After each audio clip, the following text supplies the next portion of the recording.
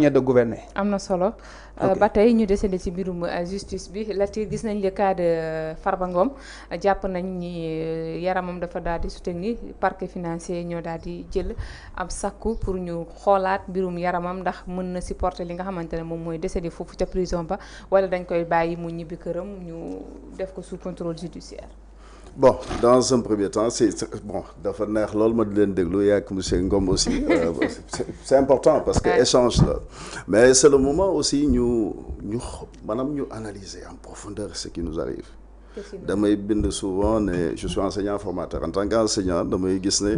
li ma naan Pastef l'écouluna ou la malédiction du pétrole sénégalais gis nga pétrole day mbir may ma ñëw dama ne bàyyil ma ñëw rek dama ne Pastef l'écouluna ou la malédiction du pétrole sénégalais ñun nous sommes enseignants et donc ça c'est pour des raisons de pédagogie pourquoi je le dis boo seetloo dëkk yi mës a am pétrole ñu ci bari dañuy mujj yeneen ak yeneen di fa xew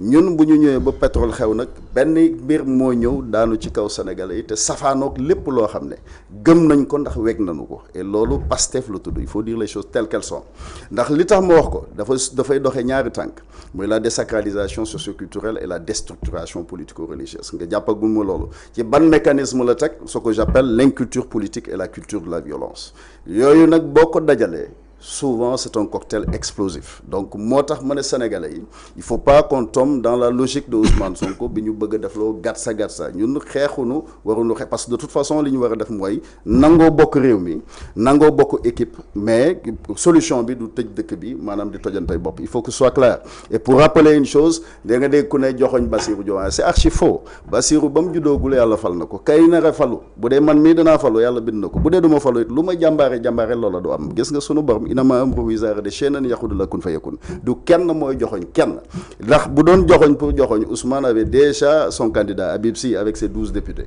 Diomaye est passé par le parrainage citoyen donc man lay xew seen diggante ça m'intéresse pas mais moi ce qui m'intéresse fondamentalement mooy ñu dénk suñu dëkk kenn lañ ko jox muy Bassirou Diomaye suba mun na nekk Ousmane Sonko mun na nekk man Pape Latir mun na nekk yow mun na nekk monsieur Ngom mais comme man di ne pour le moment daal Bassirou Diomaye lañ fal nekkoon moom na assumer la plénitude de la fonction présidentielle ku dul yàlla falu la ak askanu Sénégal bi nga xam ne ñoom nga ameel njukkal mais bu la Ousmane Sonko gënal réew mi et c'est le moment de dire dans le cadre du dialogue na fa ñëpp dem pour dire tout simplement non à la forfaiture ndax kenn amul sañ-sañ en tant que président de la République ñu jox la tey prérogative nga doxal tout simplement la nga war a doxal ngay wëlbatiku jël say charte ne dafa am koo koy jox boo ko defee tu tombes dans ce qu'on appelle la haute trahison parce que le serment du président c'est 4D c'est d'abord défendre les institutions constitutionnelles défendre l'indépendance nationale défendre l'intégrité du territoire national et défendre l'unité africaine leneen loo def lu génn loolu tu tombes dans la haute trahison et loolu dama koy wax Bassirou Diomaye au-delà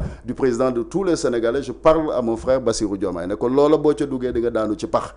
tu files tout droit vers la haute trahison sinon vous filez vers la haute trahison il faut que les choses soient tirées au clair donc bu ma ñëwee ma la cadre Farba Ngom Farba déjà il devait même pas être en prison parce que ci la ma gëm pourquoi je le dis bu fekkee dans le cadre de l'entreprise moi je suis enseignant formateur et consultant en management stratégique loo ci mën di dégg entreprise dafa bëri forme am na entreprise personnelle entreprise li ñu naan limited liability dafa am LLC ainsi de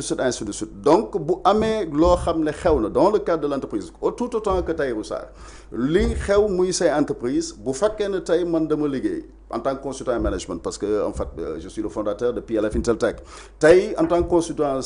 management stratégique tey bu ma liggéeyoon tey trésor public fay ma buñ ma fayee ñoo ma fay c'est aussi simple que ça bu loola jàllee parlant de Farba Ngom parlant de Tahirou Sarr mais ñooñu c'est des gens yoo xam ne au moins au pire des cas am nañu garantie de représentation démb ñu ngi doon werante ndax Azoura am na ko wala amu ko ndax am na ko man damay sori sax au-delà du fait que Farba am na garantie de représentation parce que je pense pas que dana génn naan day daw da dem fenn loolu du ko def autant que Tahirou Sarr ku am garantie parce que loolu boo ko deful le message que tu donnes aux investisseurs mooy lan le monde des affaires dafa am lu ñuy woowee business law encore une fois j'enseigne le management donc dafa am lu ñuy woowee business law bu amee les affaires dafa bëri conflit dafa bëri problème mën nga commander léegi def sa bateau dugal si say conteneur nit dugalalal ci loo xam ne taxuloo woon a jóg boo ñëwee mu am contentieux mais loolu moo tax nit di am tout simplement garantie de représentation pour que suba bu fi homme d'affaires ñëwoon wala un investisseur def fi xaalisam mu am litige suba mu mën a gëm ne ah bon comme litige am na mais j'ai telle garantie comme am naa garantie bi kenn du ma dugal ci kaso bi maanaam borom kër gi kenn mënu ko topp tey ne da nga ko yóbbu kaso pour quel que soit nu ñu mën a wax ci valeur disons 10 millions tax du fi bàyyi kër gi ci boppam di daw di fi bàyyi kër gi pendant que 10 millions rek lañ kon loolu bu ko nangoo teg loolu la ñuy wax garantie de représentation dana wuteeg ñu bëri li ñuy expliquer nag cautionné na diw cautionné na xaalis pour que ça c'est archi faux boo déggee caisse de dépôt et de consignation maanaam tey bu ñu toogoon léegi téléphone réer ñu ne kan moo ko jël xaal ma xoolaat ndax tukulóor yaa ngi fi ma sànni leen xeer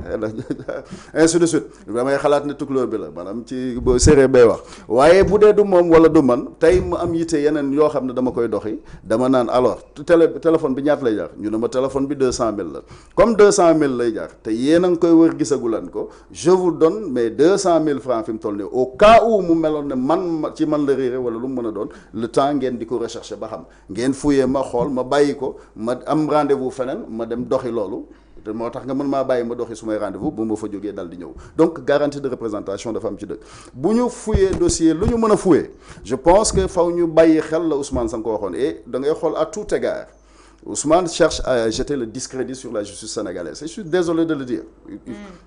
man bu ñu janoon ni ma wax ko parce que man moom lanu bokk moo tax ma wax la dëgg parce que j'ai l'obligation de vérité envers toi parce que tey li tax ma di ko wax barki démb nee nga ministre de l'intérieur bu ma ko ne jàppal mu jàpp bu ma nee en fait ministre de la justice toppal mu topp mais loolu c'est intenté tout simplement à l'honorabilité même de la justice au sens propre du terme et du ministère de l'intérieur ñaar gis nga koo xam ne def na defam saaga na mais boo fa demee bu doon man tey bu ma demee mënuma faa ñàkk a dem bu waxoon naa def la nga ma war a def ba pare mais bu ma ko deful bu ma fay dem damay taxaw caméra yi wala tey fee mu taxaw ca procès ba doo ma fay taxaw waaye la ma war a wax danaa ko wax bu ñu ca génnee ñu libéré ko sax man suma wàllu bopp ndax danaa jéggalu ndax loo ci gis mbooloo moo gis atte ka leen jiite la ñuy am c'est aussi simple que ça donc quelqu'un comme Farba bu ñu xoolee lu nu mën di xool nañu xool kan moo ko fay bu fekkee ne fay nañ ko lu mu ci mën a nekk nag toujours nous sommes dans la procédure ce qu'on appelle l'instruction ce qui est dommage dans le cadre de l'instruction dañu fa yóbbu ay nit ku mel ni Abdou Ngoer tey nga xam ne poser question rek la def dañ leen fa yóbbu pour téye leen au moins pendant 6 mois ça peut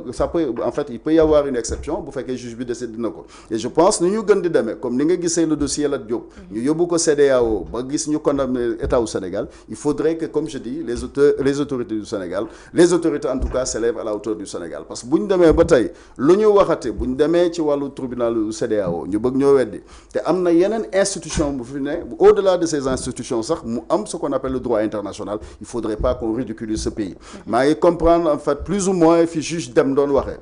manipuler ensuite ridiculiser ainsi de suite mais lu ci bari sénégalais yi aussi nañu xam d'abord justice dafa am luy wàllam mais ñaar sénégalais yi aussi dañu xamuñu ku tooñ ku fayu la ñu xam parce que nit bu jóg dem fa mu dem ñëw bu doon contexte pour contexte ku bëgg a weddi ndax Ousmane Sonko waroon nañ ko jàpp wala ñu ko jàpp fexeel ba nga dem nga wax di jëf la Ousmane Sonko defoon keneen ku fi bindoon lu mu mënoon di bind wala wax ko wala ku mu mën a doon ci ñoom fexeel nga jël lettre ba mu bindoon wala la mu wax ko nga bind ko tey adressé ko président Diomaye wala nga adressé ko kooku mën de adressé ci wàllu institution da ngay xam ne nettement dañ la arrêté et je pense que Ousmane barki démb c'est pour cela ma pour dellu soit ci Farba ñu bëri woo nañ ma ne ma way Farba liñ ko war a jàppee ainsi de suite na ko ñun day Baay Faal la du ndax góor yàlla bi nga xam ne boo ëllëgee mu dugg ci bàmmeel malaaka tiim ko xelam dal fan ngir jëmi Serigne Touba saa yaram ba baati nan kooku du néeg moo ko war a tiital donc faites tout pour ngeen bañ a taxaw dugg ci logique Ousmane Sonko pendant que nee nañu dañuy jàpp Farba wala dañ koy jël si ngeen ne fa naan da ngeen di xeex réew mi sàkkuñu loolu yoon dafa am lu muy liggéey dafa mel ni ñuy wax wàllu ñi d'accordul ci décision boobu mais justice je pense que jusqu'à présent la muy def daal mooy fouiller la mu war a fouiller plus ou moins mais je pense que benn garantie de représentation taxoon na déjà aussi bien Farba aussi bien Tahirou aussi bien que ñoom ñëpp ñu mën a ñibbi parce que barki démb rek biñ koy reproché Azoura man j'étais un peu furieux quelque part parce que valeur nit ki dafay dépasser au-delà même de la garantie de représentation nit ki nga xam ne nañ dafa tawat je pense que y a pas meilleure garantie que d'abord en tout cas le message décerné tout simplement par son médecin muy son certificat. Mais encore une fois il faut qu'on revienne à de meilleurs sentiments. ñu bañ a jël Sénégal di tamante ku ne di jiiñ sa morom lii ak lii ndax bu ñu ko defee à l'échelle tout simplement au regard tout simplement de la communauté internationale ñun dañuy doyadi et je pense il y a des acquis démocratiques qui sont là il y a les acquis républicains qui sont là et je dis souvent que la préservation et l'amélioration des acquis démocratiques et républicains dans un pays exige que les uns gagnent avec humilité mais surtout qu'ils permettent aux autres de perdre avec honneur. mbir mi jàmbaar amu fi sénégalais yi ñooy jël seen kóoluteef dénk ko nit ku nu ko dénk nag na nga xam ne ubbil nañ ne ñaari buntu booy jaar bind sa tur définitivement mu ci lu baax ci Sénégal wala nga jaar ca safaan wa ci boppam te loolu yàlla nañ ci yàlla musal ci njaboot am na solo am na solo même question ak monsieur Ngom situation Farba Ngom actuelle